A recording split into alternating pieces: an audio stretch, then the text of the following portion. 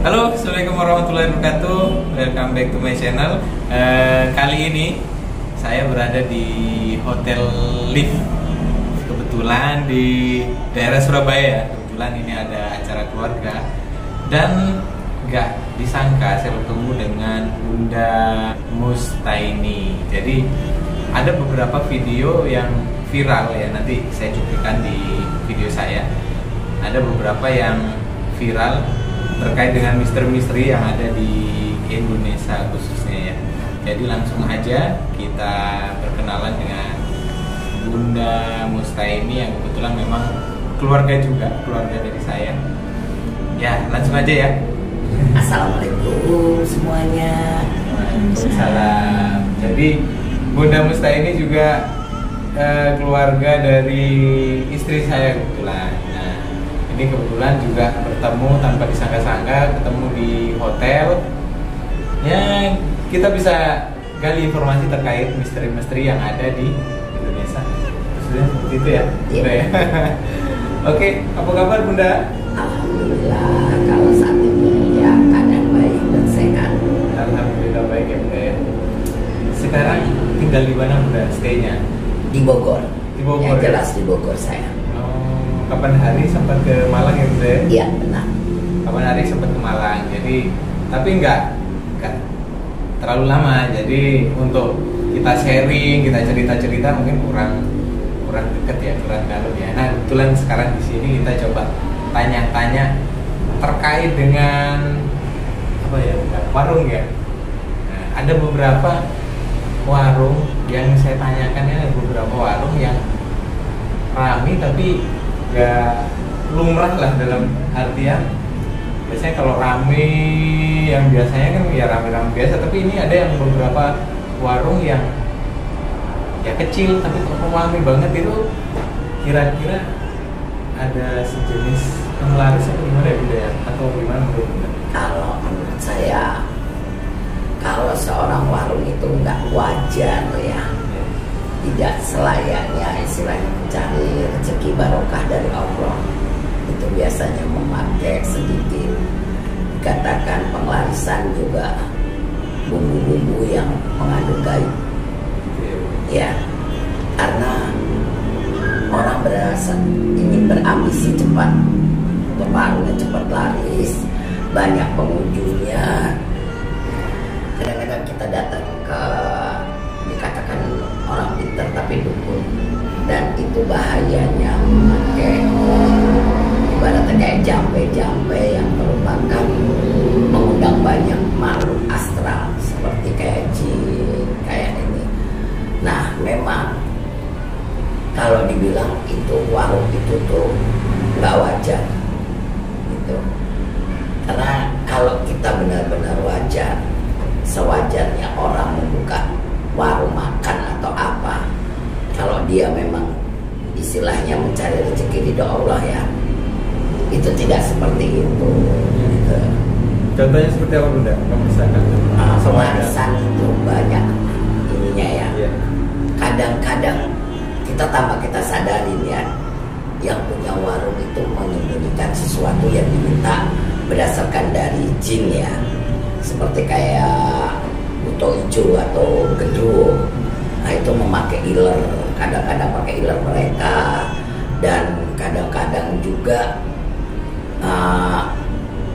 kobokan kaki yang harus yang kaki gendruwo itu disiramkan di masakannya ini. Nah, sampai segitunya ya? Iya. Dan kadang-kadang juga iler mereka itu yang dicampurkan dengan bumbu. Jadi bagi orang yang tidak ini merasakan itu nikmat, itu enak gitu, menjadi kayak kecanduan lah ya, sebentar-bentar. Banyak juga yang datang untuk banyak makanan itu.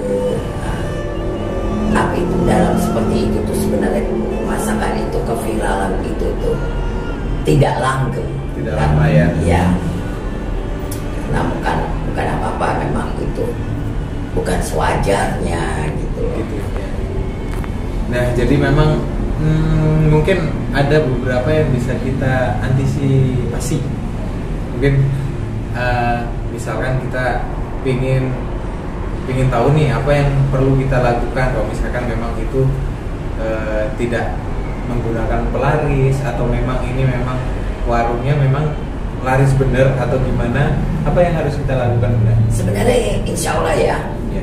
sebelum ini kalau kita memang dari kata-kata Bismillah ya, Bismillahirrahmanirrahim, itu kita apa yang kita bikin seperti bumbu, seperti apa ya, setelah kita cuci atau apa, dan begitu kita membuka warung itu dengan 3 Fatihah ya, nah insya Allah izin Allah rezeki kita itu akan datang.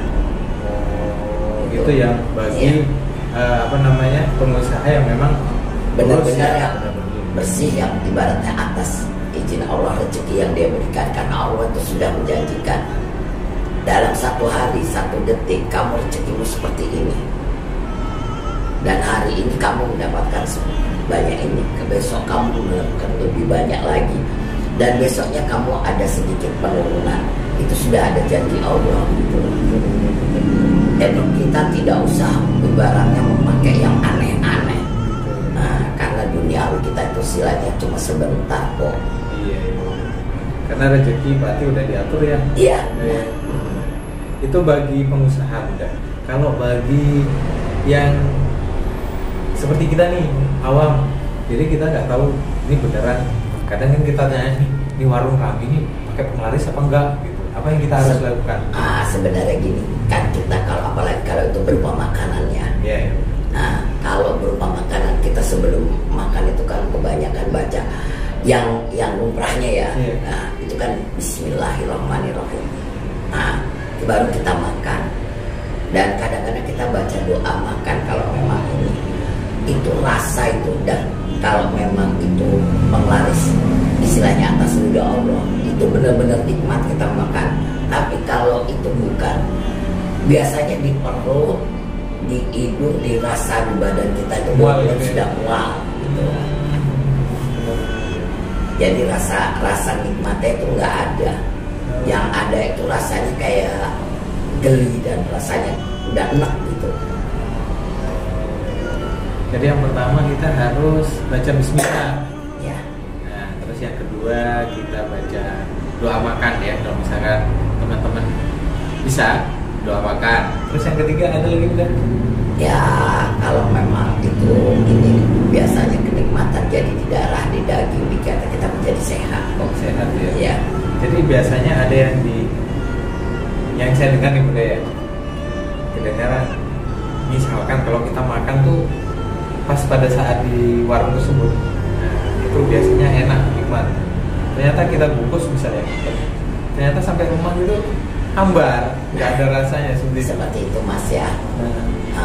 Itu yang biasanya memakai bumbu-bumbu yang tidak wajar. Iya. Dan rasanya pun kita makan di situ pun kalau memang itu ya tidak ada rasa yang nikmat, tapi rasa mual itu timbul. Jadi ketika kita makan makanan yang memang gak halal ya hitungannya Bunda ya? Ya enggak lah. Karena memang sekarang sebenarnya itu menjijikan loh Mas. Enggak. Jadi gitu, rasanya menjijikan karena sedangkan kita aja kadang-kadang dengan sama manusia, dengan kenal ludah manusia aja kata kita jijik ya. Nah, apalagi ini ludah seperti kayak gendruwo, kayak buto hijau. Nah, yang seperti itu. Nah, iya benar. Nah, kebanyakan yang digunakan apa? Yang kebanyakan itu yang digunakan ya iler, justru iler, sama kadang-kadang air kencing mereka itu baunya minta ampun. Tapi kalau sudah karena memang sudah menjadi kayak ibaratnya pemujaan, itu bagi orang yang nggak tahu enak Itu ya. tapi kalau bagi orang yang merasakan dia sudah ini kan sama aja dengan racun, jadi kan kerasanya lain gitu. Dan yang paling utama itu biasanya mesti ada tumbalnya dari keluarganya atau dari yang meminta. Harus ada sesembahan lah istilahnya. Ya, Selain sesajen apa-apa gitu, biasanya mesti ada tumbalnya, entah itu sapi, entah itu kambing. Kadang-kadang di saat sudah dia memang ini manusia, nyawa orang yang terdekat biasanya diminta, akhirnya seperti itu. Iya. Nggak ada yang gratis berarti ya. Ya semua tuh kalau berhubungan dengan yang seperti itu tidak ada yang gratis. Yang gratis dan banyak mudaratnya juga. Iya. Ya kalau langgeng selamanya dan dia tidak akan mati nggak apa-apa mas. Tapi kan kita ini umur manusia itu kan ada yang punya.